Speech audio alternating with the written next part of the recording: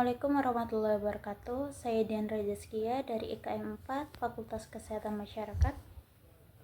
Saya hari ini akan membahas tentang hakikat bahasa. Yang pertama, pengertian hakikat bahasa. Hakikat bahasa adalah sebagai alat komunikasi yang memungkinkan manusia untuk menyampaikan gagasan, perasaan, dan informasi.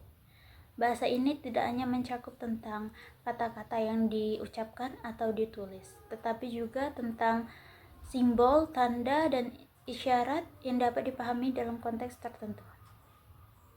Kemudian ada tujuan hakikat bahasa. Tujuannya adalah untuk memfasilitas komunikasi dan interaksi manusia dalam berbagai konteks sosial, budaya, dan intelektual. Kemudian ada fungsi-fungsi bahasa. Fungsi-fungsi bahasa yaitu mengacu pada sudut pandang penutur, pendengar, topik, kode, dan amanda pembicaraannya. Yaitu dia pertama dilihat dalam sudut pandang kontak antara penutur dengan pendengar. Maka bahasa berfungsi fatik atau interaksional. Kemudian yang kedua dilihat dalam sudut pandang pendengar atau lawan bicara. Maka bahasa dapat berfungsi direktif. Kemudian yang ketiga ada dilihat dalam sudut pandang penuturnya. Maka bahasa dapat berfungsi sebagai personal atau pribadi. Kemudian ada jenis-jenis hakikat bahasa, yaitu pertama, bahasa sebagai sistem. Adalah sistem yang terstruktur, terdiri dari aturan-aturan tertentu yang mengatur penggunaan bunyi, kata, dan kalimat. Yang kedua, bahasa sebagai alat komunikasi. Adalah alat utama manusia untuk berkomunikasi dan menyampaikan informasi, gagasan, emosi, dan perasaan. Kemudian yang ketiga, bahasa sebagai lambang. Bahasa sebagai lambang berfungsi sebagai lambang yang bersifat arbitrer, yang artinya hubungan antara kata dengan objek yang diwakilinya tidak memiliki hubungan alami. Kemudian 4, bahasa bersifat produktif dan kreatif.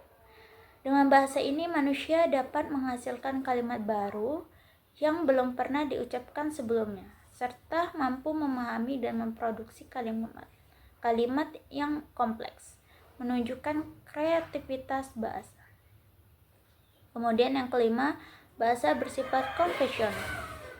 Bahasa bersifat konvensional adalah bahasa bekerja berdasarkan kesepakatan bersama dalam masyarakat, yaitu kata-kata dan aturan bahasa dipahami dan digunakan oleh anggota masyarakat yang sama karena adanya kesepakatan bersama mengenai makna dan cara penggunaan. Yaitu keenam, bahasa bersifat dinamis. Bahasa bersifat dinamis yaitu bahasa selalu berkembang dan berubah sesuai dengan waktu dan situasi sosial. Kata-kata ini baru muncul dan makna berubah. Kemudian penggunaan bahasa menyesuaikan dengan konteks sosial, budaya, dan intelektual. Kemudian ada kesimpulan hakikat bahasa. Kesimpulan hakikat bahasa merupakan sistem yang berstruktur, dinamis, dan konvensional yang digunakan sebagai alat komunikasi antar individu. Bahasa ini berfungsi sebagai lambang yang arbitrer, kemudian mencerminkan budaya dan identitas sosial, serta memungkinkan manusia untuk berkomunikasi dengan cara kreatif dan produktif.